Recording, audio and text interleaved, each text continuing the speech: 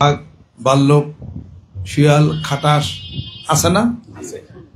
বিজ্ঞানীরা আবিষ্কার করেছে এই সমস্ত জীবজন্তুর মধ্যে কে কতটুকু বাঁচবে। মাছি কতদিন বাঁচে, কাসিম কতদিন বাঁচে, তারপরে বনের বাঘ কতদিন বাঁচে, সব এরা জানে। এরা সব বের করছে। বিজ্ঞানীরা আজ আবিষ্কার করতে পারে নাই যে মানুষ কতদিন বাঁচে। এটা কার হাতে? এটা আল্লাহর হাতে।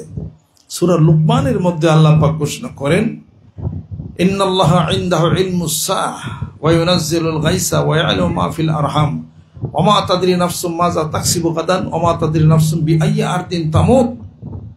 আল্লাহ পাক বলেন, কিয়ামত কবে হবে কেউ জানে না, আমি আল্লাহ জানি। বৃষ্টি কবে হবে কেউ জানে না, আল্লাহ পাক বলেন বৃষ্টি কবে হবে আমি আল্লাহ জানি। বিজ্ঞানীরা বলে যে এতটুকু বৃষ্টিপাত হওয়ার সম্ভাবনা আছে। কথা ঠিক কিনা? আল্লাহ রাব্বুল আলামিন বলেন, আল্লাহ পাক বলেন আমি জানি বৃষ্টি কোন সময় নামবে, আমি জানি কিয়ামত কবে হবে, আমি জানি মায়ের পেটের গভীর অন্ধকারে সন্তান ছেলে না মেয়ে হবে। সুবহানাল্লাহ। আল্ট্রাসনোগ্রাম করে ডাক্তার রিপোর্ট দেয় পেটের মধ্যে সন্তান ছেলে না মেয়ে, এই খবর ডাক্তার বলে। আল্লাহ পাক বলেন তার আগে আমি যখন সন্তান দেব ছেলে হবে না মেয়ে হবে পৃথিবীর কোনো বিজ্ঞানী জানে না। সুবহানাল্লাহ। আগামীকাল সকালে কোন ব্যক্তি কি খাবে, কি তার রিজিক হবে, এটা কেউ জানে না, আমি আল্লাহ রাব্বুল আলামিন ভালো জানি। বিআইয়ি আরদিন তামুত, কোন জায়গায় তার মৃত্যু হবে কেউ জানে না, আল্লাহ রাব্বুল আলামিন ভালো জানেন। জোরে কোন সুবহানাল্লাহ।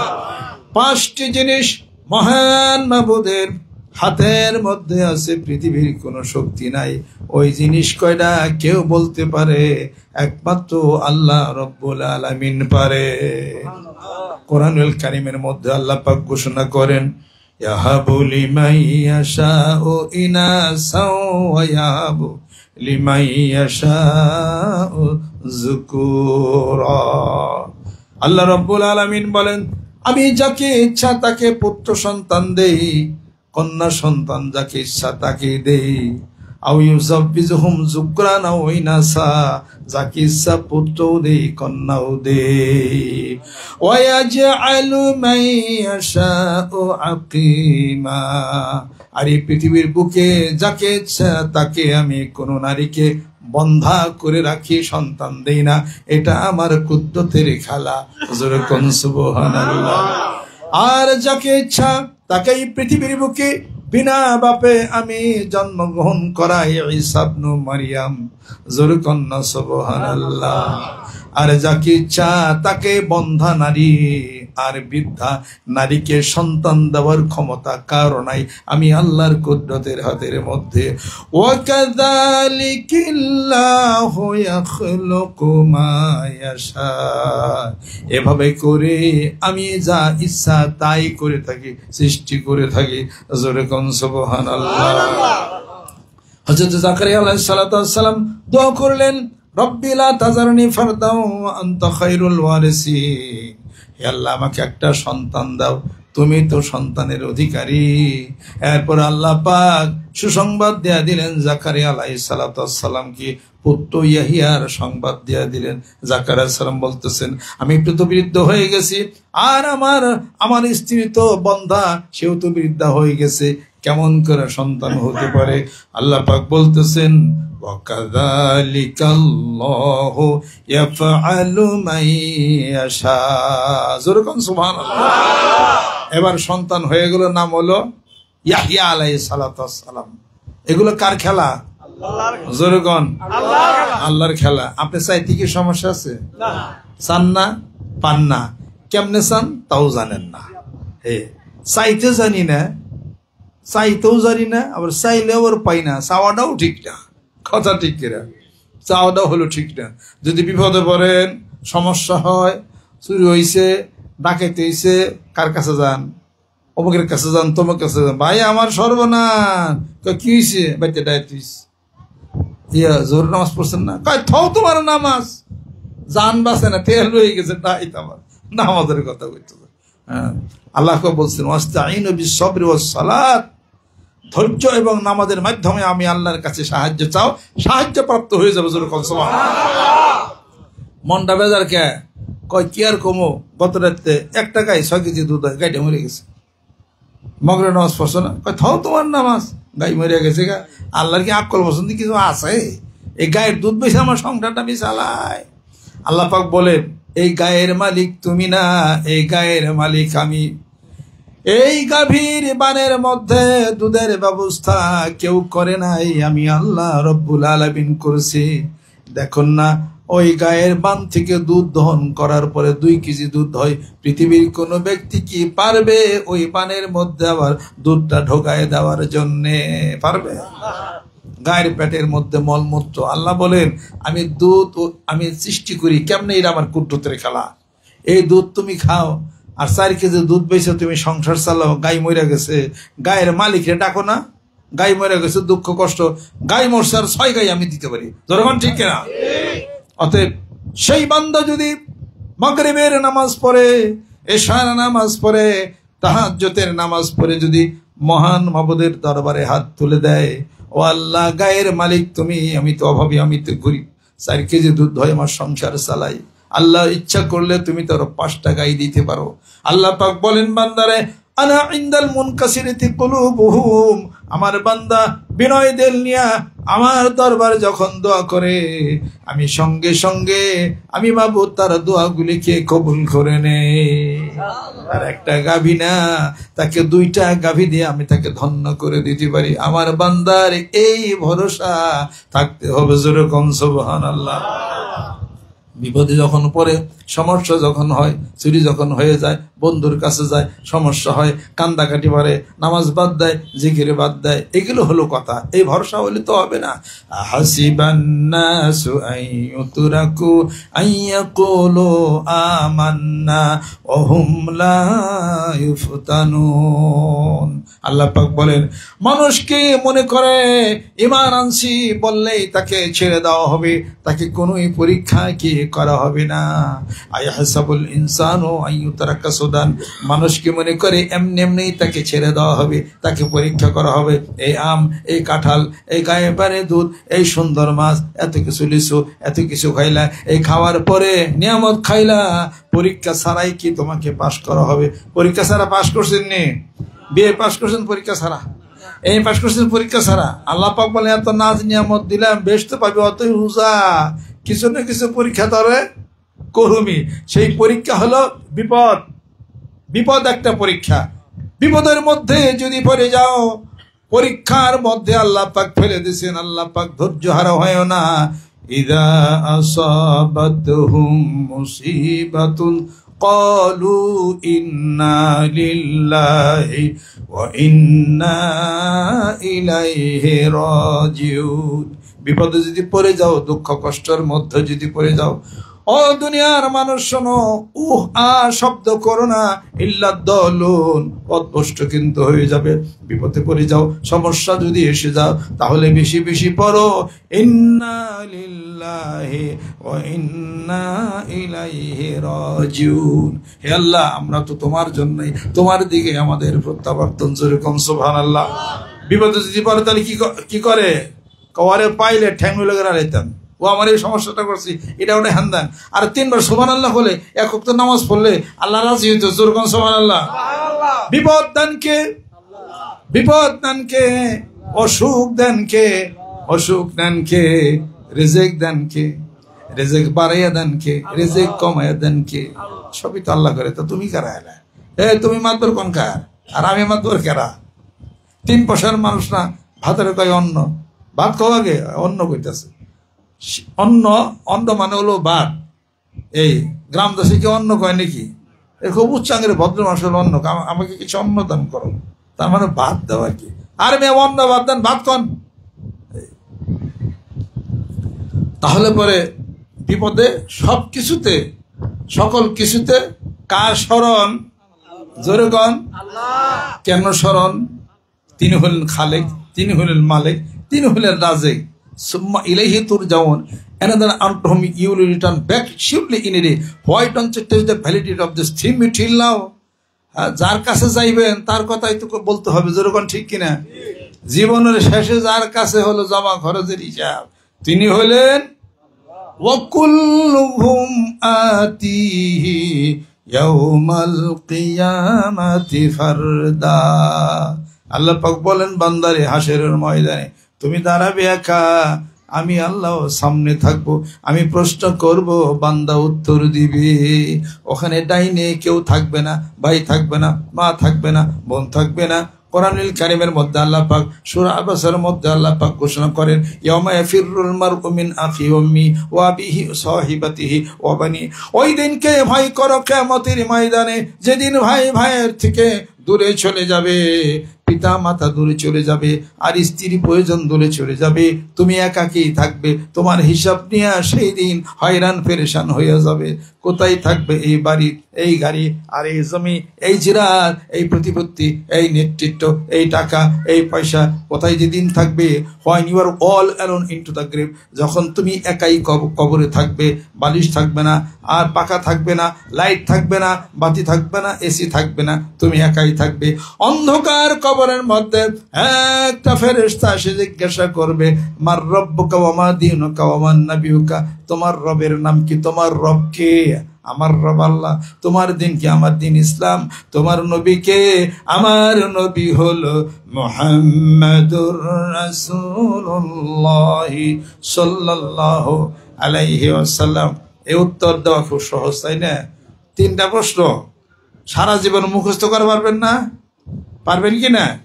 এত বিএ পাস, এত ইংরেজি, এত সায়েন্স বিজ্ঞান, হ্যাঁ, theta by theta is equal to 1, cos theta by tan theta is equal to 1, এত কিছু আপনি শিখছেন, আমি শিখছি।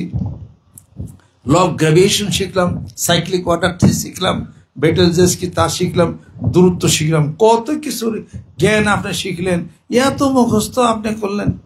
এত 1941 সালে কি হয়েছে, 47 সালে কি হয়েছে, 1927 সালে কি হয়েছে, 622 খ্রিস্টাব্দে হিজরত, অমুক টমুক এটা ওটা, 71 সালে দেশ স্বাধীন হলো, 72 সংবিধান হলো, কেরা কি করলো, এত মুখস্থ করে রাজনীতি করলেন, এত ব্রেন বলে আপনার। 3টা প্রশ্ন কবরে যা ফেরেশতা করবে, এটা মুখস্থ করা পারবেন না? পারবেন কি না? খুব সহজ, তাই না? অনেক কঠিন। মাথার ব্রেন দিয়ে দুনিয়ার বিদ্যা মুখস্থ করা যায়, কবরের 3 প্রশ্ন মুখস্থ উত্তর দিতে গেলে কলম দিয়ে দিতে হবে। কঠিন তো এই জায়গা। যতই 3 প্রশ্নের উত্তর দেন সহজ, এটা কিন্তু সহজ হবে না। এটা কিন্তু সহজ হবে না। মাররব কমা দিনে কমান নামে প্রশ্ন হলো 3টা, কিন্তু আপনার কলবের মধ্যে যদি আল্লাহর জিকির না থাকে, নামাজ রোজা না থাকে, রাসূলের মহব্বত যদি না থাকে, এই 3 প্রশ্নের উত্তর কোনোদিন আপনি দিতে পারবেন না। 5টা একটা র্যাবের গাড়ি এনে আসলো, একটা র্যাবের গাড়ি এখানে আসলো, 10 জন র্যাব আছে ওই গাড়ির মধ্যে। হঠাৎ করে আপনাদের একজনকে ধরে নিয়ে গেল, ধরে না চোখ বাঁধলো, অফিসে নিয়ে গেল, নিয়ে যায় অন্ধকার। তার মধ্যে র্যাবে জিজ্ঞেস করতেছে, এই তোমার চাচার নাম কি কও? আপনি উত্তর দিয়ে পারবেন? চাচার নাম যা ভুলে আর একটা কইব, পাশের বাড়ির খালো আছে, এর নাম কইব। এই তোমার বাপ কয় ভাই? 2 দশ 6 ভাই, এরকম 4 ভাই। ওটা উল্টে গেছে, 100% শিওর। এরকম যে, এই তুমি সারাদিন কি কি দেখাইছো কও? কয় স্যার আমি ভর্তা দাবাত খেয়েছি, অমুকটা হ্যান দেখাইছে, খাইছে কিন্তু বললাম ওটা শেষ। ওটা জামা কয়টা, পাঞ্জাবি কয়টা, লুঙ্গি কয়টা, তোমার কয়জন বলাবা তাতে কও? পোলাও যদি হয় 2টা, কবে 3টা, মেয়ে হবে 6টা। সব প্রশ্ন উল্টে গেছে। কথা ঠিক কিনা কন? বিশ্বাস না হয় একজন র্যাবের গাড়িতে উঠিয়ে নিয়ে যায়, আন্ধারের মধ্যে চোখ বেঁধে গেলে জিজ্ঞেস করুক থাকে মানুষ র্যাব, তাই জিজ্ঞেস করলে আপনি কথা উল্টিয়া যায়। আর আল্লাহ বলেন আমার পক্ষ থেকে মহা র্যাব, যে র্যাবের নাম হলো মুনকার নাকির, জোরে কও সুবহানাল্লাহ। অন্ধকার কবরে একাকী যখন তুমি থাকবা, তখন সে মূর্তি ধারণ করে তখন বলবে, মার রব্বুকা, তোমার রবকে, সব বলে যাবে, উল্টা পাল্টা হয়ে যাবে। অত সহজ মনে করেন না। যত সহজে দুনিয়াতে জানলাম যে হুজুররা কি কয়, কবর বলে প্রশ্ন উত্তর কবে মুখস্থ করে তুইছি, এটা অত সোজা না। এটা বাংলা কথা কয় অত নালি আদেশের না, অত নালি আদেশের না। যত সহজ শুনতেছে অত সহজ কবরে অত সহজ না। যখন কবরে মানুষটাকে যখন নামে দিয়ে আসবে, আর উপরের খাটিয়াগুলি আছে না, বাঁশের খণ্ডগুলি দিবে, দেওয়ার পরে মাটিতে যখন ঢাকবে, হারে একজন একজন করে যখন উঠে আসবে, কবরবাসী তখন ওই রুহানি জগতে তার পাটা ধরবে যে আমাকে এই অন্ধকার কবরে আমাকে নামে এসে, এই অন্ধকার কবর আমি একাকে থাকতে পারবো না। আর এই নিষ্ঠুরের মতো কেউ শুনে না, তার স্বামীকে তার স্ত্রীকে কবরের মধ্যে নামাই দেয়, সে হাজার বন মাটি বুকে নিয়ে আসে একাকি অন্ধকার দিয়ে। একবার আপনি তাজা মানুষ একবার কবর বানিয়ে আপনার শুয়ে দেন না, কেমন নাকি তাজা মানুষ আপনার সঞ্চয় দিই, তাও তো পারবেন না, আপনি তাও তো পারবেন না। একটা তাজা একটা মানুষ অন্ধকার কবরের মধ্যে একটু খালি স্মৃতি দেন, খালি অক্সিজেন দেব, কতক্ষণ শুয়ে থাকেন না, দেন কেমন লাগে। আর আপনার মৃত্যু হয়ে গেলে কোনোদিনই দুনিয়াতে ফিরবেন না, স্ত্রীর প্রয়োজন, কারোর সাথে দেখা হবে না। ওই অন্ধকার কবরে কেউ বালিশ দিল না, একটা খাইবারও দিল না, কিছু দিল না। এখন এই অন্ধকার কবরে আপনি কে যাবে? দেশের কোনো প্রেসিডেন্ট, আপনার পিতা, আপনার ছেলে, আপনার সন্তান, আপনার স্ত্রী, যাকে খাওয়াইলেন পড়েন, এত টাকা স্বর্ণ লঙ্কার এত কিছু গাড়ি বাড়ি দিলেন, কে সে যায় না আপনার খবর নেয় না? এখন তখন ফেরেশতা দাঁড়িয়ে বলবে মার রব্বুকা, তোমার রবকে। তখন চোখ মুখ উঠিয়া জানার জিনিস ভুলে যাবেন। এই ঘটনা অনেকে জানে, অনেকে খবর আছে যে তাদেরকে প্রশ্ন যখন ফেরেশতারা তখন ধমক দিয়ে যখন প্রশ্ন জিজ্ঞাসা করে, জানা জিনিস সে ভুলে যায়। নামাজি ব্যক্তি তারপরেও ভুলে, আর যে আল্লাহর দান খেয়াল করেন, নামাজ জিকির আজকার করেন, ও তো কোনো উত্তরও দিতে পারবে না। তিনটা প্রশ্ন করবে, এই তিন প্রশ্ন যদি আমল না থাকে, আর কলমের মধ্যে যদি আল্লাহ জিকির ফিকির ধ্যান খেয়াল যদি আপনার না থাকে, আপনি কোনোদিন উত্তর দিতে পারবেন না। আমার নবীকা, তোমার নবীকে, এই কথার উত্তর দিতে গেলে রাসূলের সুন্নাত, রাসূলের মহব্বত, রাসূলের ভালোবাসা না থাকলে উত্তরই দেওয়া যাবে না। কুল ইন কুনতুম তুহিব্বুনাল্লাহ ফাত্তাবিউনি ইউহিব্বুকুমুল্লাহ ওয়া ইয়াগফির লাকুম যুনুবাকুম ওয়াল্লাহু গফুরুর রহিম। ও নবী বন্ধু বলে দাও, পৃথিবীর মানুষ তোমাকে যারা ভালোবাসে, ইত্তেবা করে, অনুসরণ করে, তোমার সুন্নাত যেন আদায় করে। ওমা আতাকুমুর রাসূলু ফাখুযুহু ওমা নাহাকুম আনহু ফান্তাহু। যুরকান সুবহানাল্লাহ। তাহলে আমি আল্লাহ পাক ওই মানুষদেরকে ভালোবাসবো, জীবনের সমস্ত গুনাহগুলি মাফ করে দেব, কিন্তু শর্ত হলো আল্লাহর রাসূলকে মহব্বত করতে হবে, ভালোবাসতে হবে। জোরে জোরে কন্যা সুবহানাল্লাহ। যদি রাসূলকে ভালোবাসেন, সম্মান করেন, শ্রদ্ধা যদি করেন, কিয়ামতের ময়দানে কবরে যখন যাবেন, আর ফেরেশতা যখন প্রশ্ন করবে আমার নবীকা, তোমার নবীকে, সঙ্গে সঙ্গে কলব থেকে উত্তর এসে যাবে। জোরে কোন সুবহানাল্লাহ।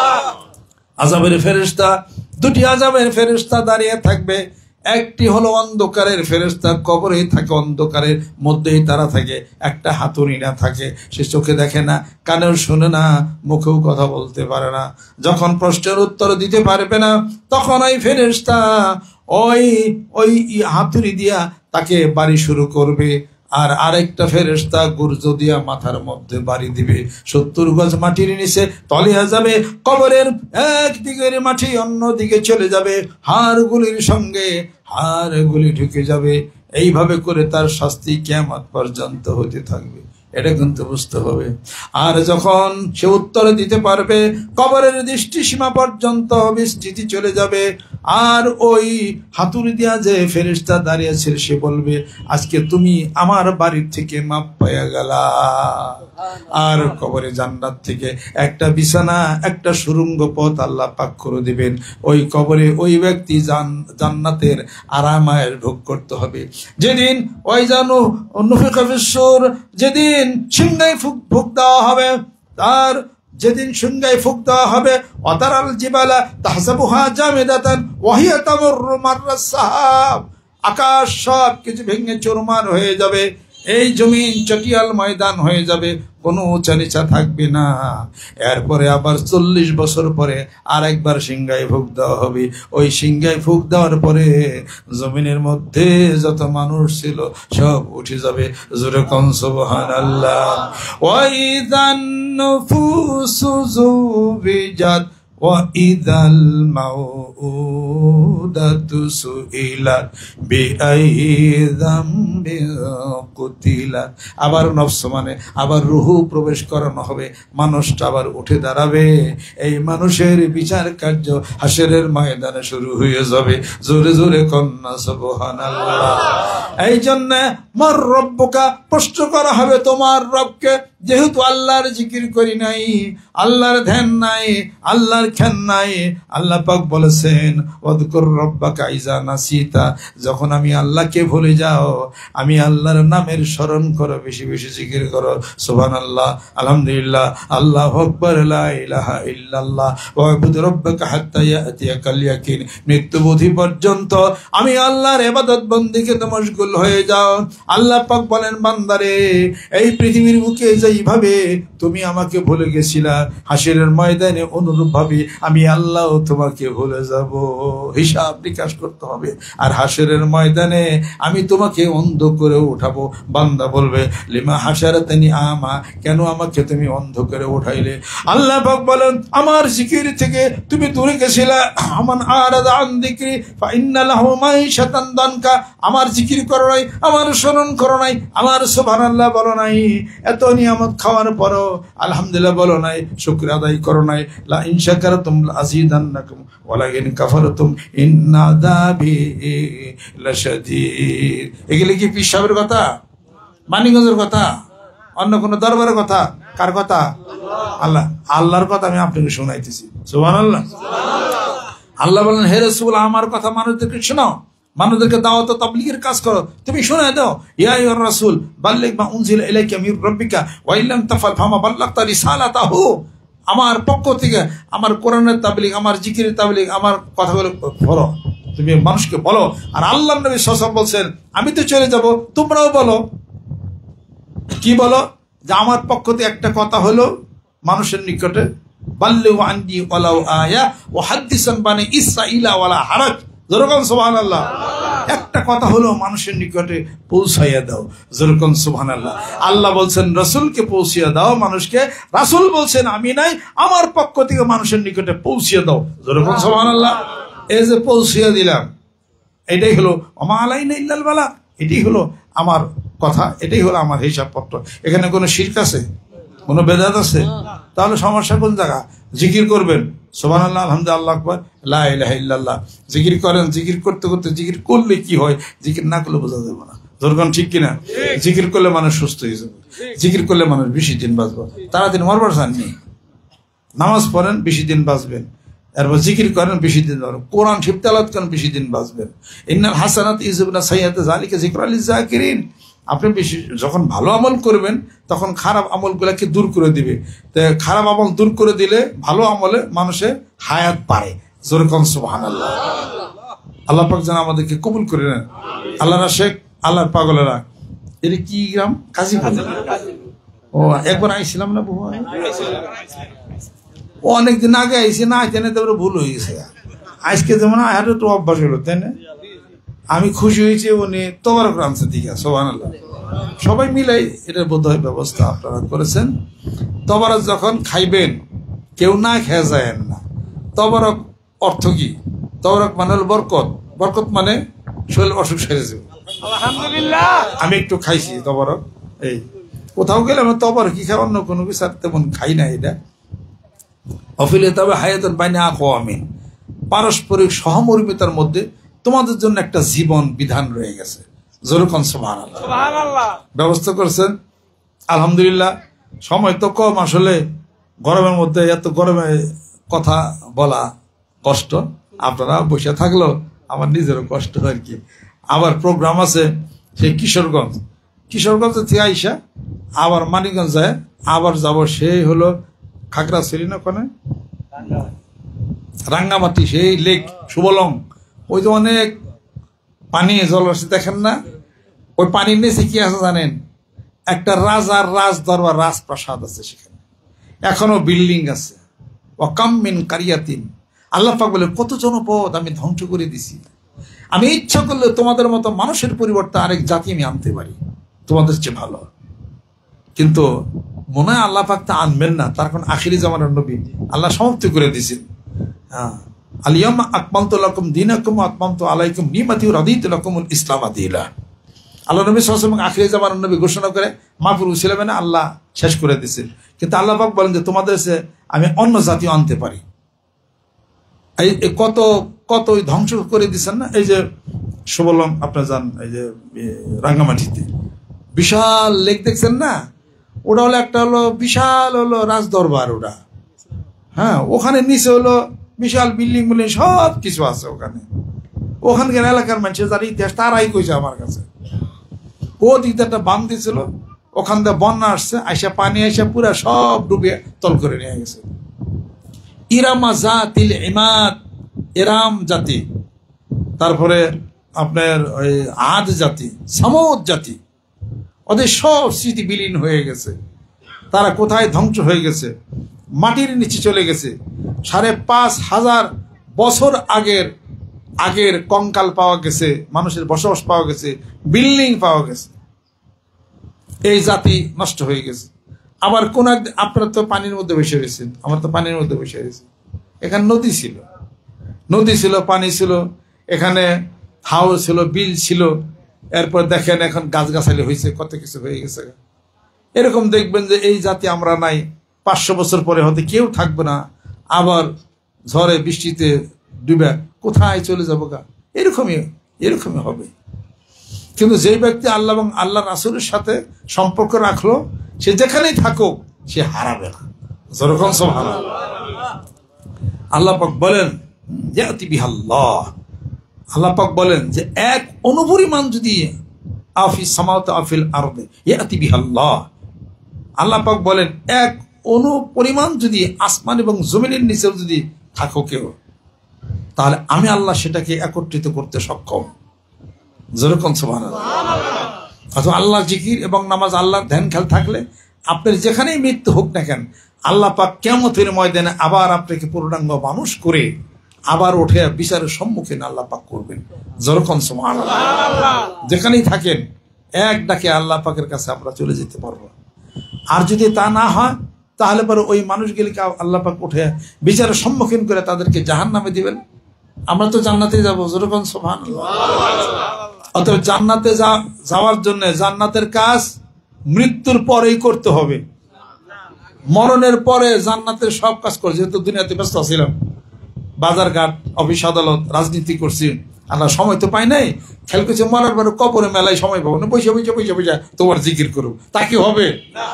দুনিয়াতে না করলে কবরে বসে জিকির হবে? আর দুনিয়া মাজরাতুল আখিরা, আল্লাহ পাক বলেন এই দুনিয়া হলো আখিরাতের কৃষি ক্ষেত্র। অতএব মৃত্যুর পরে কিছু হবে না, মৃত্যুর পরে শুধু হিসাব হবে কি জিকির, কতটুকু জিকির, কতটুকু নামাজ নিয়ে কবরে গেছি। কবরে যায় কোনো হিসাব নাই, কবরের আগেই হলো হিসাব। এই জন্য কবি বলেন আমি আল্লাহ নামের বীজ বুনেছি, এবার মনের মাঠে ফলবে ফসল, কাটব তারে কিয়ামতের হাটে। আমি আল্লাহ নামের বীজ বুনেছি, এবার মনের মাঠে ফলবে ফসল, কাটব তারে কিয়ামতের হাটে। আমি আল্লাহ নামের বীজ বুনেছি। আল্লাহ নামের বীজ, এই সুবহানাল্লাহ, আলহামদুলিল্লাহ। আল্লাহ পাক বলেন এই পৃথিবীর বুকে যে একবার সুবহানাল্লাহ বলবে, জান্নাতে তার জন্য একটা গাছ তৈরি হবে। সুবহানাল্লাহ। আর হাদিস শরীফের মধ্যে কি আছে? আল্লাহর নবী বলতেছেন এই পৃথিবীর থেকে মানুষ যখন দুনিয়ার থেকে বিদায় হয়ে যাবে, ইজা মাতাল ইনসানু ইনকাতা আনহু আমালুহু ইল্লা মিন সালাসাতিন আও ইলমিন ইউনতাফাউ বিহি আও মিন সাদাকাতিন জারিয়াতিন আও ওয়ালাদিন সালিহিন ইয়াদউ লাহু। যুরকুন সুবহানাল্লাহ। মানুষ যখন দুনিয়া থেকে বিদায় হয়ে যাবে, কবরবাসী যখন হয়ে যাবে, সব আমলনামা বন্ধ হয়ে যাবে। নামাজ পড়ার কায়দা নাই, জিকির করার কায়দা নাই, হজ করার কায়দা নাই, রোজা রাখার কায়দা নাই, যাকাত দেওয়ার কায়দা নাই, কোনো কিছুর কায়দা নাই। কিন্তু মানুষটি যখন ইন্তেকাল হয়ে যায়, মরণের পরে 3টি কাজ পৃথিবীর বুকে যদি সে করে যায়, এই 3টি কাজের সওয়াব মৃত্যুর পরও ওই আমলনামায়, মৃত্যু ব্যক্তির আমলনামায় উঠবে। জোরে কোন সুবহানাল্লাহ। মৃত্যুর পরও সে সওয়াব পাবে, ওই অনুযায়ী সে জান্নাতে চলে যাবে। জোরে কোন সুবহানাল্লাহ। 1 নম্বর হলো, যদি এই ব্যক্তি কোরআনুল কারীম যদি কাউকে শিক্ষা প্রদান করে অথবা ইলম শিক্ষা প্রদান করে, যার দ্বারা কোরআন শরীফ শিখে ইলম শিক্ষা দেওয়ার কারণে সে মাওলানা আলেম হয়, এর সওয়াব মৃত ব্যক্তি পাইতে থাকবে। আও মিন সাদাকাতিন জারিয়াতিন, যদি প্রবাহমান দান সদকা যদি করে, রোড যদি বানিয়ে দেয়, ব্রিজ যদি বানিয়ে দেয়, কালভার্ট যদি বানিয়ে দেয়, একটা গরিব মানুষকে যদি একটা টিউবওয়েল যদি করে দেয়, অথবা যদি কোনো বৃক্ষরোপণ করে দেয়, সেই বৃক্ষ থেকে কোনো মানুষ ফল আহরণ করে, অথবা প্রত্যেক ব্যক্তি যদি ছায়ার মধ্যে বসতে পারে, অথবা একটা শেড যদি সে তৈরি করে দেয়, পুকুর যদি কেটে দেয় জনগণের জন্য, এই সমস্ত জনহিতকর কাজ যদি করে দেয়, মৃত্যুর পরে যত সওয়াব পাবে ওই সবগুলি মৃত ব্যক্তির আমলনামায় উঠে যাবে। সুবহানাল্লাহ। 3 নম্বর হলো, এই মৃত ব্যক্তি এমন ছেলে সন্তান, কন্যা সন্তান হোক অথবা পুত্র সন্তান হোক, এমন সন্তান যদি পৃথিবীর বুকে রেখে যায়, যেই সন্তান পিতামাতার জন্য সব সময় দোয়া করে, কোরআন শরীফ পড়ে, জিকির করে, সওয়াব রেচেনি করে, পিতামাতার জন্য দোয়া করে, আর এই দোয়াটি পরে, রব্বের হামহুমা কামা রাব্বায়ানি সগীরা। আয় আল্লাহ, আমাদের পিতামাতা যেরূপভাবে ছোট বয়সে আমাদেরকে লালন পালন করেছেন, অনুরূপভাবে আমাদের পিতামাতার প্রতি তুমি রহম করো। যেরকম সুবহানাল্লাহ। আল্লাহ পাক ওই সন্তানের দোয়া পিতামাতার কবরের মধ্যে পৌঁছায়া দেয়। যেরকম সুবহানাল্লাহ। ওই ছেলে সন্তান জন্ম দেয়া, তাকে মানুষের মতো মানুষ করতে হবে, তাকে যেন ওই ছেলে সন্তান পিতামাতার খুশটা যেন নাকে। আজকালকার পিতা মারা গেলে বাথরুমের নিচে তারা গাইরা থুই আসে, কবর তো দেয় না, গাইরা না থুই আসে। অথবা দেখা যায় যে গরু ছাগল বাড়ি হাঁটতেছে, তার যত্ন নাই, তার খোঁজ নাই, খেয়াল নাই। 10 বছর বাপের খবর করে না, 30 বছরও মার খবর করে না, মা চলে গেছে গা, বাপ চলে গেছে গা, আর খবর দিল না। যে পিতামাতার উছেলে করে পৃথিবীর বুকে আস না, ওই পিতামাতার জন্য দোয়া করতে হবে, পিতামাতার কবর খেয়াল করতে হবে। গাছ জন্মাইছে সাফসুফ করে পরিষ্কার করে, আগরবাতি জ্বালানোর দরকার নাই, মোমবাতি জ্বালানোর দরকার নাই, হ্যাঁ ওই শীত বেদাতে প্রয়োজন নাই, কিন্তু কবরকে তো হেফাজত করতে হবে। কবরকে হেফাজত করে ওই পিতামাতার জন্য দোয়ার ব্যবস্থা করতে হবে, আর গরিব মানুষকে দান সৎকার করে দিতে হবে। আর কিন্তু টিউবওয়েল বা একটা কিছু কিছু করে দিলে ওই উসিলা করে পিতামাতা তার সে নাজাতের ব্যবস্থা হবে। এই হলো আদর্শ সন্তান। যেরকম সুবহানাল্লাহ। আপনার মেয়ে কোথায়? কয় হুজুর আমার মেয়ের কথা বললেন, আমার মেয়ে তো কানাডা। ছেলে কোথায়? ছেলে অস্ট্রেলিয়া। আরেক মেয়ের কথা, আমার তো 2 মেয়ে। আরেক মেয়ে কি? ওই মেয়ে তো রাশিয়া। ওর আসার সময় পায় না, আমরা বুড়া বুড়ি 2 জন আমরা বাড়িতে থাকি। হঠাৎ করে একজন মারা যায়, মারা যাওয়ার পথে 3 পোলামের 1-2 জন আসা পারে, একজন আসা পারে না। আসতে যেহেতু পারে না, অতএব পিতার লাশ অথবা মায়ের লাশ কি করে, ওই হিমাগারে, ওই যে ইয়ের মধ্যে, কি জানি কয়, ফ্রিজের মধ্যে, কোলেস্ট্রল ফ্রিজের মধ্যে রাখা দেয়। পিতা এবং মাতা তখন শীতের মধ্যে মাছ জেলে ফ্রিজের যেরকম থাকে, হুটকে হয়ে চিকন হয়ে থাকে। যেহেতু তার কোনো ধর সন্তান 1 দিন 2 দিন লাগবে তার প্লেনে আসতে কানাডার থেকে, তো 2 দিন লাগে আসতে, 2 দিন পরে আসবে। আমি পিতা আমাকে এক নজর দেখবে, পরে আমাকে মাটি দেবে। এটাকে জায়েজ আছে নাকি? জনগণ, আল্লাহর নবী হাদিস শরীফের মধ্যে ইরশাদ করেন, ও মানুষেরা শোনো, আমি রাসূল তোমাদেরকে হুকুম দিলাম 3টি কাজ তাড়াতাড়ি করবে। 1 নম্বর হলো ওয়াক্ত হলে আযান দেয়া নামাজ আদায় করবে। 2 নম্বর হলো মৃত ব্যক্তির জানাজার নামাজ পড়ে তাড়াতাড়ি তারে কবরস্থ করে দাও। 3 নম্বর হলো অবিবাহিতা মেয়ে বিবাহের উপযুক্ত হয়েছে, দেরি করায়ও না। ইডা উডা হ্যান ত্যান, বিবাহের সময় হয়েছে, তাকে বিবাহ দেওয়া দাও। অথবা কোনো বিধবা নারী, তাকে তাড়াতাড়ি বিবাহ দেওয়ার ব্যবস্থা করে দাও। যেরকম সুবহানাল্লাহ। ছেলে উপযুক্ত হয়ে গেছে, দেরি করো না, বিবাহ দেওয়া দাও। যদি দেরি করো, এমন ধরনের কাজ সংগঠিত হয়ে যাবে যারা তোমার চোখের আড়ালে, পিতা মাতার চোখের আড়ালে যা বিশাল অপরাধ হয়ে যাবে, আমি আল্লাহর চোখের দৃষ্টিতে বিবাহের উপযুক্ত হয়ে গেছে, বিবাহ দিয়া দাও। যেরকম সুবহানাল্লাহ।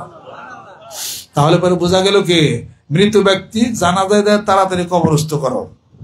আর এরা কি করে, মৃত ব্যক্তি জানাজা কবর দেয়, সাবধান আমার বড় ফোলা নাই, আমার 2 মেয়ে হয় না, তারা 3 দিন পর আইবো, 2 দিন পর আইবো। ওই পর্যন্ত লাশ হুকাইয়া হুট কইয়া তখন বড় হয়ে থাকা, বাবার এক নজর দেখবো, চোখের পানি একদিন ফালায়, 2 দিন পরে মাটি মুটি দিয়া ওনারা আবার কেন অস্ট্রেলিয়া জায়গা কবর মনে দেখা।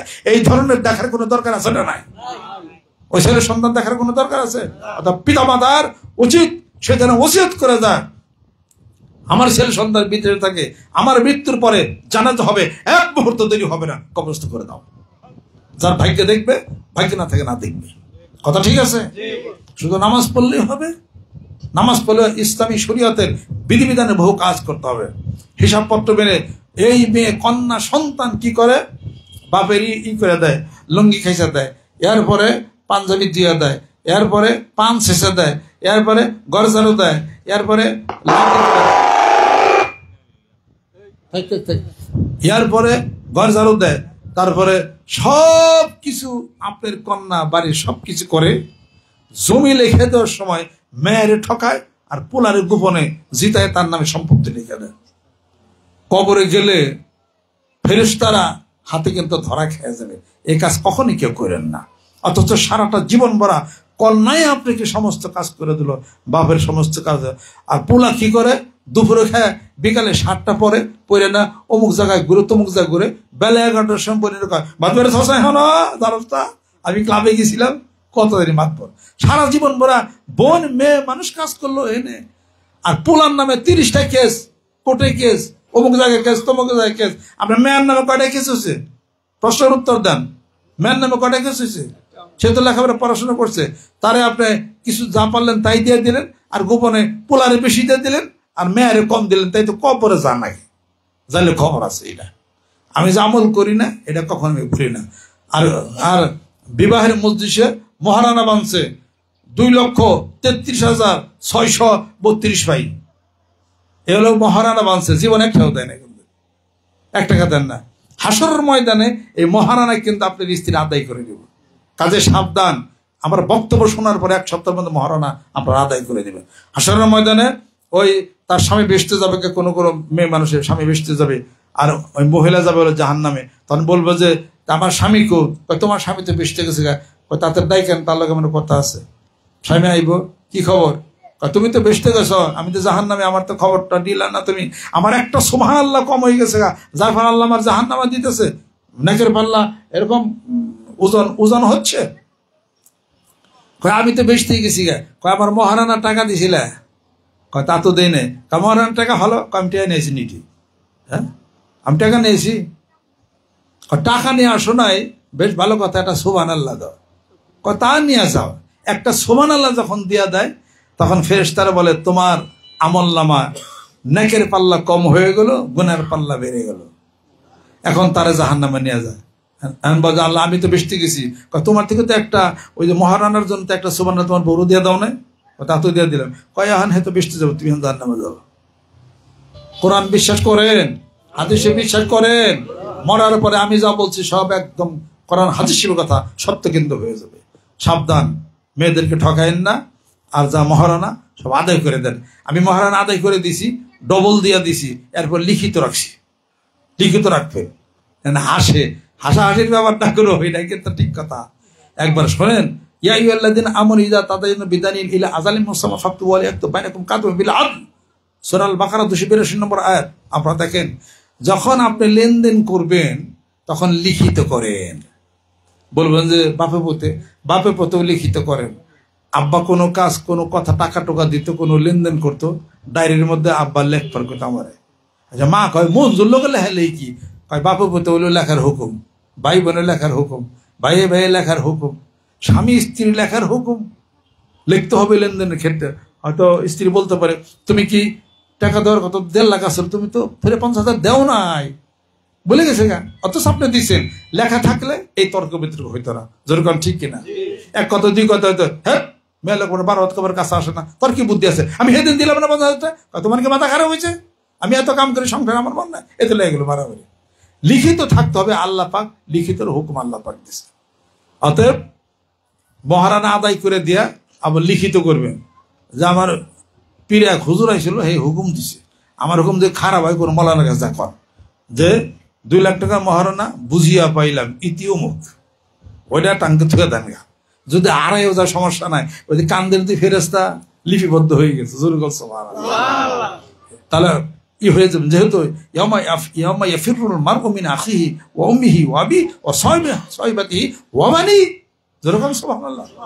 স্বামী স্ত্রীকে চিনবে, স্ত্রী স্বামীকে চিনবে না, ছেলে সন্তান চিনবে না, সেদিন কিন্তু হিসাব সাংঘাতিক হবে। অতএব মহারানার জন্য আপনার স্ত্রী কি করবে? আপনার কাছ থেকে একটা সুবহানাল্লাহ নিয়ে যাবো, মেয়ে লোক মানুষ যারা আছে সবটা এই কাম কিন্তু করবো। অতএব মহারানা তাড়াতাড়ি আদায় করে দেন। কথা কি খারাপ কিছু কইছি? যেরকম ইউসুফ নবীর কিচ্ছা খাওয়া সহজ, ইব্রাহিম সাহেবের কিচ্ছা খাওয়া সহজ, এগুলা মানব জীবনের গঠনের কথা, এগুলা খারাপ লাগলেও এগুলা হলো সত্য কথা। জোরে জোরে কোন সুবহানাল্লাহ। তাড়াতাড়ি মরবার সান কারা কারা আল্লাহু আকবার। না তাড়াতাড়ি মরণ ঠিক না, দূর বেশি বেশি বাঁচতে চাই, জোরে কোন সুবহানাল্লাহ। আল্লাহ আল্লাহুম্মা জিদ হায়াতানা, হে আল্লাহ হায়াত বাড়ায় দাও, হে আল্লাহ সুস্থতা এনায়েত করে দাও, হে আল্লাহ বরকত দিয়ে দাও, হে আল্লাহ আমাদের তবে আরো রিজিক বাড়ায় দাও, আমাদের সম্মানজনক মৃত্যু দাও, সম্মানজনক স্থানে তুমি আমাদেরকে সমাহিত করো। হাত নামান। তাহলে হায়াত বাড়াইতে গেলে কি করতে হবে? মুরব্বীদেরকে সম্মান করতে, পিতা মাতাকে সম্মান করতে হবে, যেরকম সুবহানাল্লাহ, চাচারা সম্মান করতে হবে। হায়াত বাড়াতে গেলে কোরআন শরীফ তেলাওয়াত করতে হবে, জিকির করতে হবে, নামাজ পড়তে হবে, দান করতে হবে নেকের রাস্তা। আর সাদাকা হিয়া তারুদুল বালা ওয়া তাজিদুল উমরা, দান করেন হায়াত বেড়ে যাবে, জোরে জোরে কোন সুবহানাল্লাহ। আমি তো সবসময় দান করি, দান আমার মুরিদরা তো আমার চেয়ে বেশি দান করেন না, আমার মুরিদরা আমার চেয়ে তো বেশি দান করেন, আমি সব খবরই আমি জানি। আত্মা ছোট রাখেন না, আমার মুরিদদের মধ্যে যারা কৃপণ আছেন সাবধান, কৃপণ রাখেন ওয়েন না, কৃপণতা করে সম্পত্তি যোগায় কদিনের মতো মরে যাবেন গা, ওই যে মাটিতে না আপনার কব্বার দিয়ে থেকে আসবো, পয়সা পাতি কি করবেন? নেকের রাস্তা দান করেন, নেকের রাস্তা দান করেন, হায়াত বাড়বে, বিপদ তৈরি যাবে, যেরকম সুবহানাল্লাহ। কোরআন শরীফ পড়েন, হায়াত বেড়ে যাবে, জিকির করেন, হায়াত বাড়বে, নামাজ পড়েন, হায়াত বাড়বে। কম খান বেশি দিন বাঁচেন, বেশি খান কম বাঁচবেন, এই থিওরিতে আসা যান। কম কম খাবেন, ক্ষুধা লাগে খাবেন, রাত্রিতে কম খাবেন, দুপুরে খায় রেস্ট নিবেন, আর গরম জিনিস খাবেন না। ভাত খাওয়া কমাইয়া দেন, শুকনা জিনিস দুধ, আটা, রুটি, জব, খেজুর, মধু এগুলা খাবেন, বেশি দিন বাঁচবেন, যেরকম সুবহানাল্লাহ। রাত্রিতে মেসাক করে শুবেন, তাহলে বেশি দিন বাঁচবেন। সুন্নতের আমল করেন, বেশি দিন বাঁচবেন, যেরকম সুবহানাল্লাহ। আমরা মানিকগঞ্জ দরবারে নিয়ত করি 300 থেকে 350 বছর বাঁচবেন ইনশাআল্লাহ তাআলা। নিয়ত করছি, এটা কি খারাপ? বাঁচবই, আমাকে হায়াত দিছে আল্লাহ, তা তো বলি না। হায়াতের মালিক কে? আল্লাহ। আশা করি, আল্লাহ আশা করছি 2টা মসজিদ করুন, আল্লাহ আশা করছি 66টা 64টা জেলায় 64টা মসজিদ করুন, এতিমখানা করুন। আশা করতে কি সমস্যা আছে? আল্লাহ দিলে দেবো, না দিলে না দেবো, আশা তো করা হয়। আল্লাহ সুস্থ করো, আল্লাহ ভালো করো, আল্লাহ দানের হাত বানিয়ে দাও, আল্লাহ কৃপণ বানাই, আল্লাহ 400 বছর আমাকে আমার হায়াত দাও, অনেক কিছু সমাজের করুন, এর নিয়ত করে কি খারাপ? তা আমরা নিয়ত করছি 300 থেকে 350 বছর বাঁচবো, আল্লাহ তোমার হায়াত দিও, যেরকম সুবহানাল্লাহ। সে ফর্মুলা কি কি কিছু বললাম, বাদ বাকিটা আমার সাথে সাক্ষাতে আপনারা আলাপ করে নেন। আল্লাহ পাক যেন কবুল করে নেন, রহমত বরকত আল্লাহ পাক যেন নাজিল করে দেন। জ্ঞানের সুস্থ থাকেন, পেটের সুস্থ থাকেন, শারীরিক সুস্থ থাকেন। জ্ঞানের সুস্থ থাকতে গেলে জিকির করে, কোরআন শরীফ তেলাওয়াত করে, নামাজ পড়েন। শারীরিক সুস্থ থাকতে গেলে সংক্ষিপ্ত সময় বলা সম্ভব না, আমার সাথে যোগাযোগ করেন ইনশাআল্লাহ তাআলা। আল্লাহ পাক শারীরিক সুস্থ থাকবেন ইনশাআল্লাহ তাআলা। বাংলাদেশের বহু ডাক্তারকে বলছে এই ফর্মুলা আপনারা চিকিৎসা করেন, ডাক্তাররা এই ফর্মুলা জানেই না। টাঙ্গাইলের সবচেয়ে বড় ডাক্তার আমার সাথে নিয়ে হেন বয়, তার সাথে 1 ঘন্টা কথা বলি, বলতে বাধ্য হবে আমি এটা জানি না, এছাড়া কোনো উপায় নাই। ডাক্তারে বই পড়া এক জিনিস, জীবনের অভিজ্ঞতার আলোকা কথা বলা সেটা হলো আলাদা এক জিনিস। অ্যালোপ্যাথিক চিকিৎসা কি বড় চিকিৎসা? যে হোমিও চিকিৎসা করে হয়তো মনে করে অ্যালোপ্যাথিক কোনো চিকিৎসাই না, অ্যালোপ্যাথিক যিনি চিকিৎসা করে হয়তো হোমিও কোনো চিকিৎসাই নেই। অ্যালোপ্যাথিকের এক ডাক্তার আনেন, আমি তার সাথে চ্যালেঞ্জ করি, হোমিও একটা ওষুধ আমি তার খাওয়াই দিন, বেশি না, নাচবো, ছোট ছোট গুলি আছে না, ছোট ছোট গুলি আমি তার খাওয়াই দেব, কিছুই না। দুপুরে খাওয়ার পর খাবে, কিছুক্ষণের মধ্যে পেট ফুলে বমি করে মরার ঘরে যাইবে। হুমি বলে পাওয়ার বলো নাই, ওই ডাক্তার আনেন, পাওয়ার আছে কি নাই ওর দেহে দিয়ে। আমি নিজে সুরের ঘটনা, আমি নিছি হলো নাজবম 30, এটা তো রাত্রিতে খায়। ডাক্তারে বলছে কি রাত্রে ডোজ, দিনে খায়েন না। আমি আবার গাড়িতে বসা, তখন কুমিল্লাতে প্রোগ্রাম আসতেছিলাম। আমার দিনে খালি কেউ ছোট ছোট গুলিয়ে মিটার মতো লাগে, খাওয়ার পর তো মিঠা খাওয়া শূন্য। ওর খাইয়ে তুই অর্ধেক ড্রাম ছোট, অর্ধেকটি খাইছি। মোটামুটি 2 ঘন্টার পরের থেকে আমার শরীর খারাপ লাগা শুরু হয়েছে। আর খারাপ লাগে, কেন খারাপ লাগে, কি খারাপ লাগে, পানি খাই, গ্যাসের ট্যাবলেট খাই, কোনোটাই আর কন্ট্রোল হয় না। তারপর সন্ধ্যা মাগরিবের পরে তারপরে পেট ব্যথা শুরু হয়ে গেল, বমি। এরপরে আমি ভালো হয়েছি বমি হওয়ার পরে। এই নাজবম খায়া আনেন কোনো ডাক্তার, টাঙ্গালে বড় ডাক্তার আছে, হোমিওপ্যাথি বলেও কোনো পাওয়ার বলো নাই, খান। হোমিওপ্যাথি পাওয়ার নাই না, পাওয়ার নাই কি নাই, কয় খারাই আনেন হেরে আমার কাছে, হেরে দেখে দিয়ে পাওয়ার আছে না নাই। যে হোমিওপ্যাথি চিকিৎসা করে, হে অ্যালোপ্যাথিক কোনো চিকিৎসা নেই, অ্যালোপ্যাথিক জন্য চিকিৎসা করে, হে হোমিও কোনো চিকিৎসাই নেই। হোমিওপ্যাথি আবার আয়ুর্বেদিক জন্য চিকিৎসা করে, সাধনের জন্য চিকিৎসা করে, হে বলে আমারটা সবচেয়ে বড় বেশি। কবিরাজের জন্য চিকিৎসা করে, সে কবিরাজের উপর কোনো চিকিৎসাই নেই। আসল চিকিৎসা কোনটা? জোরগণ, আসল চিকিৎসা কোনটা? কোরআনে যা বলেছে, হাদিসে যা বলেছে, তাই হলো বড় চিকিৎসা। যেরকম আমি আপনাদের খেদমত আরজ করতে চাই, মানিকগঞ্জ দরবার শরীফের নেতৃত্বে কোরআন হাদিসের পরিপ্রেক্ষিতে অ্যালোপ্যাথিক, হোমিও, কবিরাজি এবং আয়ুর্বেদিক এবং সাধনা হোমিও সহকারে কম্বিনেশন সম্মিলিত একটা চিকিৎসার ব্যবস্থা করেছে, যেটা ইনশাআল্লাহ তাআলা আপনার জ্ঞানের সুস্থতা হবে, শারীরিক সুস্থতা হবে, মনের সুস্থতা হবে। জোরে খান সুবহানাল্লাহ। আল্লাহ পাক যেন কবুল করে নেন আমাদেরকে। আর এই গ্রামের যারা যুবক বন্ধুরা যারা আছেন, কলেজ ইউনিভার্সিটির ছাত্র বন্ধুরা যারা আছেন, তাদেরকে দাওয়াত দিলাম মানিকগঞ্জ দরবার শরীফে বিশ্বস্তমাতে ডিসেম্বরের 24, 25, 26 তারিখে। ইউনিভার্সিটির ছাত্র যারা আছেন তারা যোগাযোগ করেন, কলেজের ছাত্র যারা আছেন তারা যোগাযোগ করেন। আপনাদের লেখা, আপনাদের পড়া, আপনাদের সুস্থতা ইনশাআল্লাহ তাআলা ভালো হবে, স্মৃতিশক্তি বাড়বে ইনশাআল্লাহ তাআলা। কেমনে জীবনের উন্নতি করবেন এটাও ইনশাআল্লাহ তাআলা হবে। ম্যাক্সিমাম ছাত্ররা তারা হলো আইবিএস এর সমস্যা তারা ভোগে। আইবিএস একটা রোগ যার পার্মানেন্ট কোনো চিকিৎসা অ্যালোপ্যাথিকে দন্তান্ন আকার রশ্মি নাই। একটা ট্যাবলেট আছে অ্যান্ট্রোনিল, কাজ হয় না তাও। আইবিএস এর চিকিৎসা আমি করি, এই ভারত থেকে বিভিন্ন জায়গার থেকে আমার চিকিৎসা তারা নেয়। আল্লাহ তাদেরকে হেফাজত, আল্লাহ পাক তাদেরকে করছে।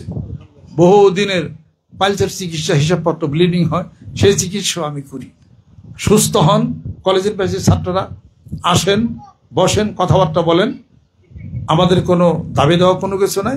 এগুলো মানুষকে বোঝাই, জিকিরের কথা বলি, নামাজের কথা বলি, হজের কথা বলি, জাকাতের কথা বলি, মারামারির কথা বলি না। কোন পার্টি যাবেন, কোন পার্টি ছাড়বেন, ওটার কথা আমি বলি না। কোরআনের পার্টি ধরেন, হাদিসের পার্টি ধরেন, নামাজ ধরেন, মাথায় টুপি দেন, দাঁড়িয়ে রাখেন, পিতামাতাকে সম্মান করেন, কাউরে সেজদা করেন না। পিতামাতা সবচেয়ে বড় পীর, স্ত্রীর জন্য স্বামী সবচেয়ে বড় পীর। যেরকম সুবহানাল্লাহ। সুন্দর মন হৃদয় নিয়ে বকাবাজ্য করেন না এবং সুন্দর জীবন পরিচালনা করেন। সেই কথাগুলি মানিকগঞ্জ দরবার শরীফ বলে। মারামারি কাটাকাটি পছন্দ করি না, কোনো দলের লোক না। আমি মানবতার দল করি, কোরআনের দল করি, হাদিস শরীফের দল করি। বাংলাদেশের শান্তি প্রতিষ্ঠার লক্ষ্যে মানিকগঞ্জ দরবার শরীফ কাজ করে যাচ্ছে। জোরে জোরে কোন সুবহানাল্লাহ। আল্লাহ পাক যেন কবুল করে নেন, রহমত করে নেন। আর বায়াত মুরিদের কথা তো আপনারা শুনছেন নাকি? কোন বায়াত মুরিদ আর কোনো কিছু না, আত্মার সাথে আত্মার বন্ধন, কলবের সাথে কলবের একটা ভালোবাসা, বন্ধুত্ব করা। জোরে কোন সুবহানাল্লাহ। বন্ধুত্ব যদি করেন, কি কথা দিয়ে বন্ধুত্ব করবেন সেই কথাগুলি আমরা বলি যে আমি আজ থেকে খাস করে আল্লাহর কাছে তওবা করলাম, খারাপ কাজ গুনাহ অপরাধ থেকে নিজেকে হেফাজত করব, শিরক বিদআত করব না, সিজদা করব না, তারপরে কোরআন শোনার বিধান মতো চলার চেষ্টা আমি করব। এই কথার উপরে এই মানুষের সাথে আমি বন্ধুত্ব করলাম।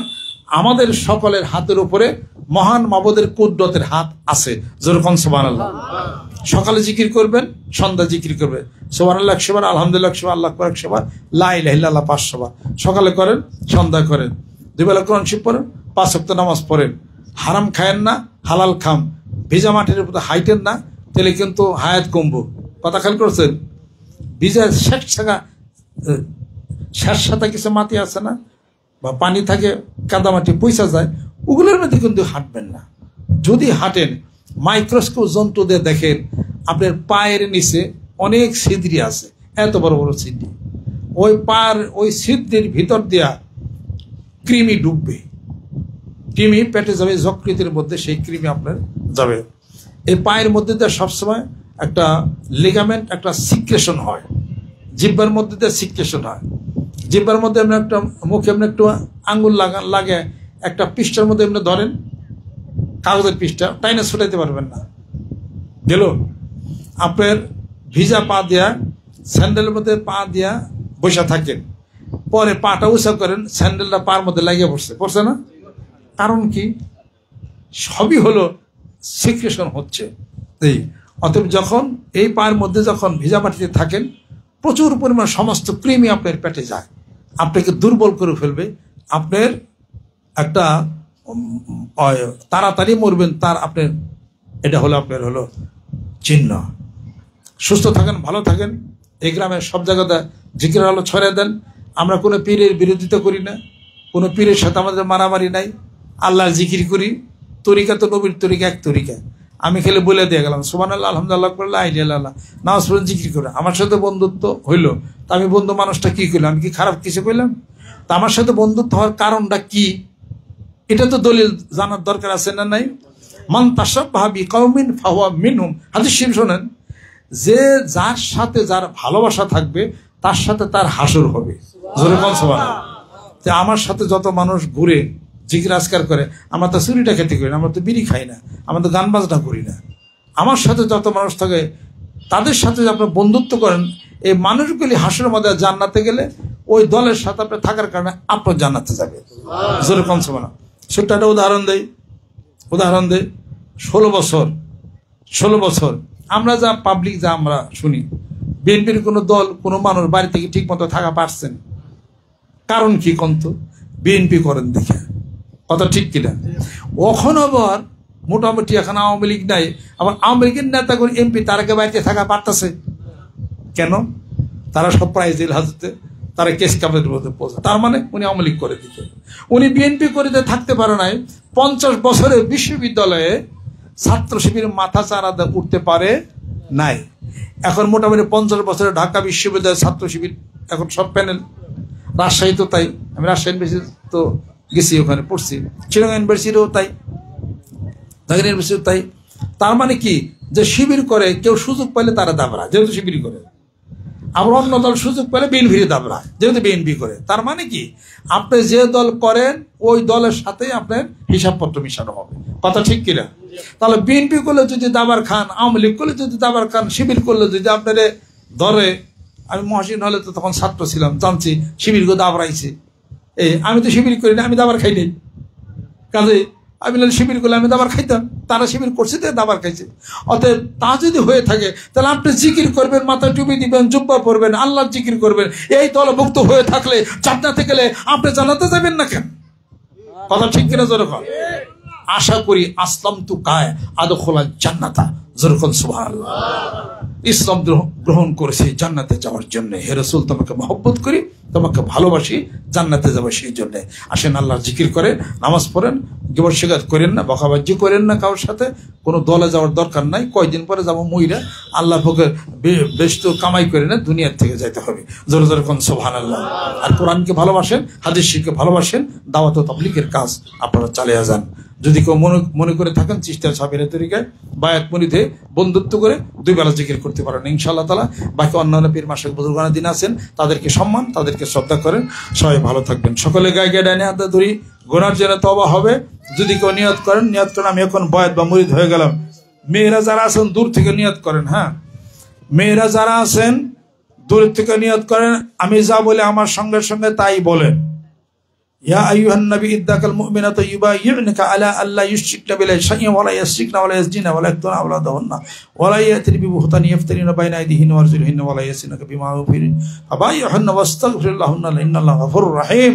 মেয়েদের বায়াত হওয়ার দলিল এটা কোরআন শরীফের মধ্যে এটা এটা রয়ে গেছে। ইন্নাল্লাহা আশতারা মিনাল মুমিনিনা আনফুসাহুম ওয়া আমওয়ালাহুম বিআন্না লাহুমুল জান্নাহ ইউকাতিলুনা ফী সাবিলিল্লাহি ফায়াকতুলুনা ওয়া ইউকতালুন ওয়া'দান আলাইহি হাক্কান ফী তাওরাতিল ইনজিলি ওয়াল কুরআন ওয়া মান আফা বিআহদি মিনাল্লাহি ফাস্তাবশিরু বিবাইয়িকুম আল্লাযী বায়াতুম বিহি ওয়া যালিকা হুয়াল ফাওজুল আযীম।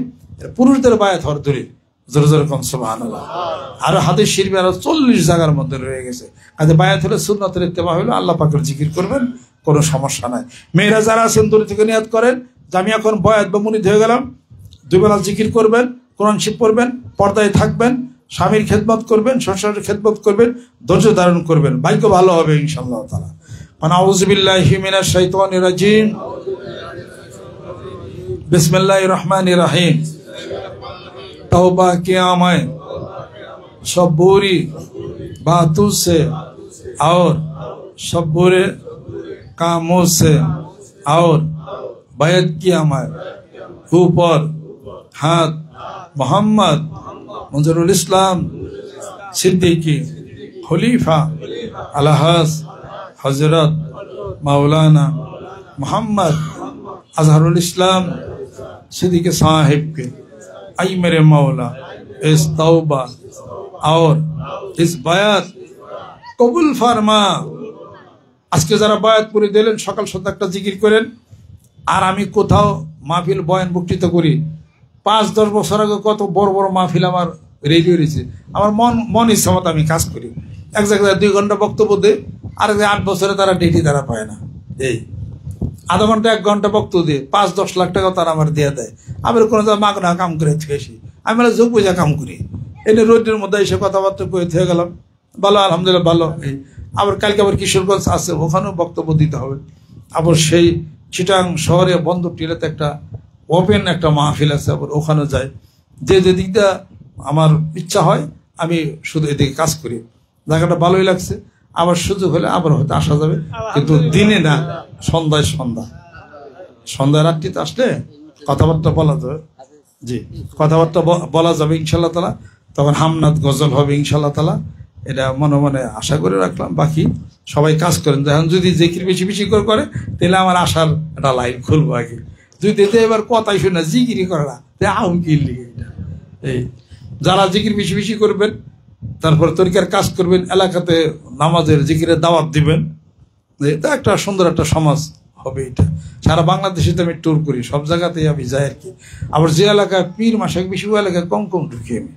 খেললে হয়তো আবার মনটা হয়তো হইতে পারে যে কোনো বিভিন্ন জায়গাতে আমাকে এই এলাকায় ময়লা ঢুকছে। আমার এক জায়গায় কইছিল কত জায়গা আছে পিছাবার আমাকে এলাকায় ময়লা ঢুকছে, আমি আর এনে ওয়াজ করি না, আমি কি জিজ্ঞাসা। আর ধর বাংলাদেশ কত খালি, ওয়াজ করার কোনো ইয়ে আছে নাকি? ইউনিভার্সিটিতে যদি খাড়াই তাও তো 1 ঘন্টা বক্তৃতা আমি দিয়ে পারি ওখানে, এত সমস্যা না আমার কি আছে।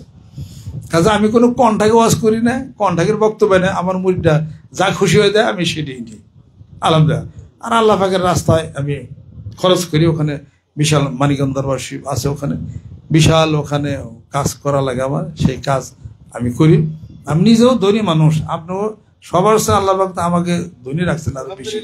আমি ধনী, নিজেও ধনী মানুষ, আমার হাত অনেক বড় রাখছি, হাত বড় রেখে ধনী হয়েছি। আর বাপে আমার ধনী করে থুয়া জানায়, লাইন দেখাই দিয়েছেন, লাইন মতো চলছি, আল্লাহ পাক আমাকে ধনী করছেন। এবং সেই টাকা পয়সা আমি জমিয়েও রাখি না, আমার কোনো ব্যাংক ব্যালেন্স নাই। আমি ইনকাম করি, কাজ করি, আমি খাটি, আমি নেকের রাস্তায় কাজ করি, দরবার চলে আমার। এটা সাবধান, কেউ কোনো সময় জোলাজাতি করবে না, কথা খেয়াল করছে। আমার মরিদটা কোনো জোলাজাতি করবে না, জোলাজাতি খুব খারাপ জিনিস। এটা জোলাজাতি করলে ব্রেনটা ওরকম হয়ে যায়। 10 লাখ টাকা জমা করছি, আরো 5 লাখ, আরো 10 লাখ, এগুলো করবেন না।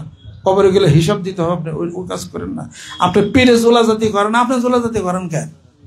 আমার যদি হাত বড় থাকে, কলম বড় থাকে, আপনি কৃপণ হয়েছেন কেন?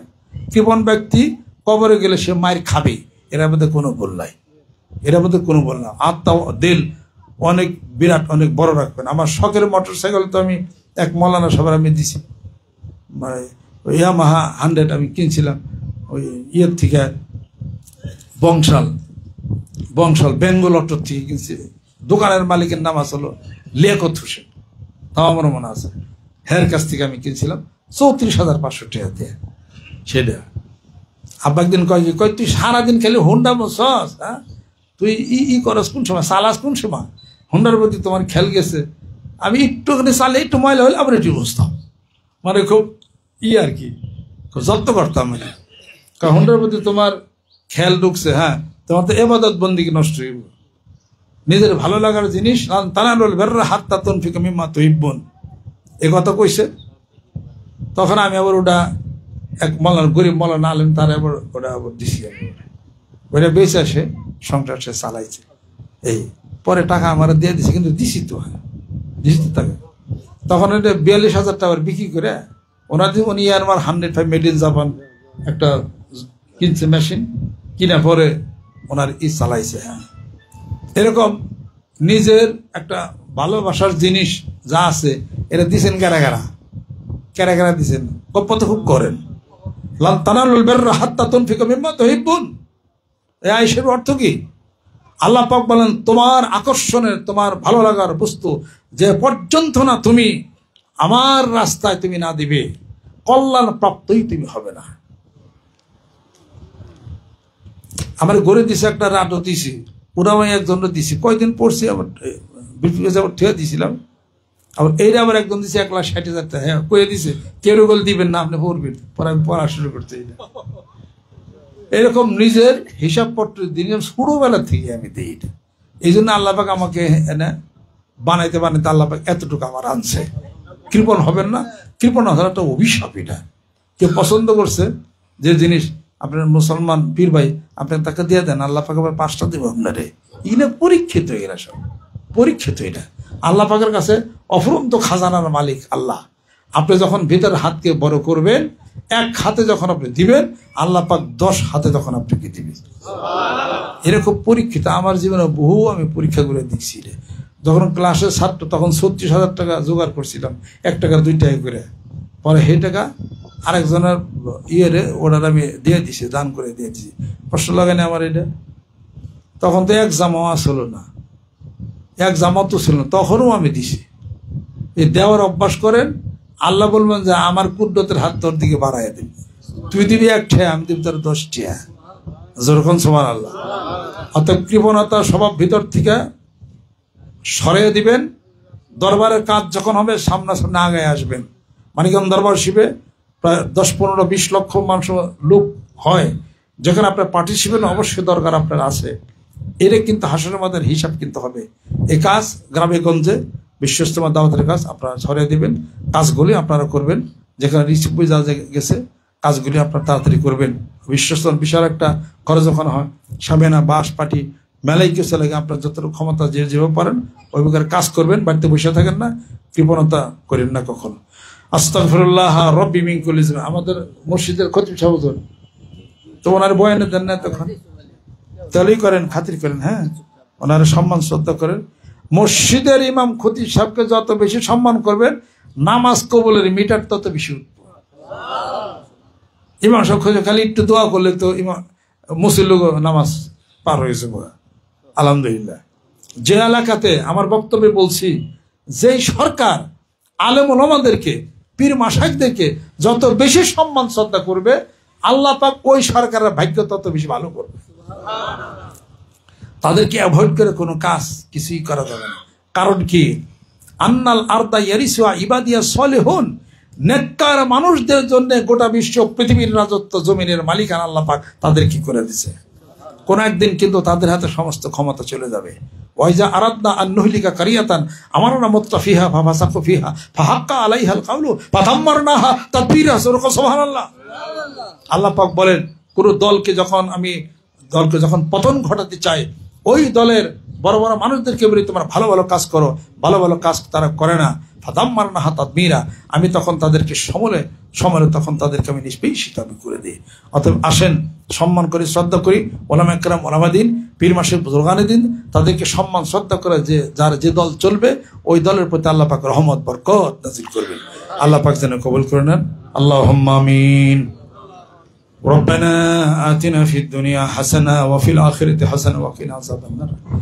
আল্লাহ মাফ করে দাও, আল্লাহ কবুল করে নাও, আল্লাহ মেহেরবান তুমি হয়ে যাও। আল্লাহ পর্দার আলে মা বোন যারা হাত তুলেছে, আল্লাহ হাতগুলিকে কবুল করে নাও।